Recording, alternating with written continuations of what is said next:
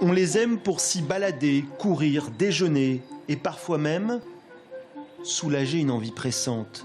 Les espaces verts à Tours, un second lieu de vie quand les beaux jours reviennent. Ce midi, un agréable 24 degrés vient caresser la cime des arbres. Ici au Prébande, on vient à peu près 2 fois par jour. Une fois le matin, une fois l'après-midi.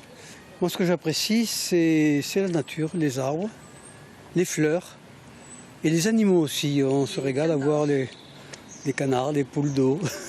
Ça permet de prendre l'air un petit peu sur la pause déjeuner et puis de profiter du beau temps et du parc. Surtout les prébendes, c'est qu'on a un sol qui est assez souple et ça fait du bien pour les articulations. Comme celui des prébendes, Tours compte une trentaine de parcs. Cette richesse, l'Observatoire des villes vertes la souligne dans son dernier classement.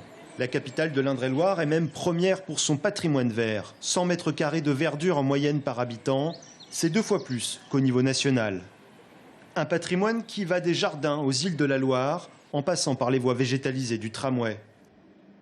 Pour l'élu vert Emmanuel Denis, c'est une excellente nouvelle. Mais à la lecture de l'étude, la ville peut aller plus loin.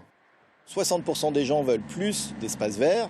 Et puis, il y en a aussi 50% qui pensent que la ville de demain sera une ville végétalisée et une ville écologique. Ça veut dire qu'il faut continuer à investir plus. On n'est pas dans les premiers au niveau des investissements pour les espaces verts.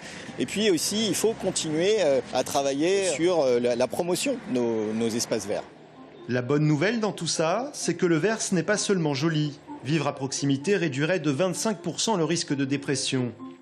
Autre miracle, dans le secteur immobilier, la chlorophylle se transforme en or. Jusqu'à 10 000 € de plus-value si votre logement regarde un parc.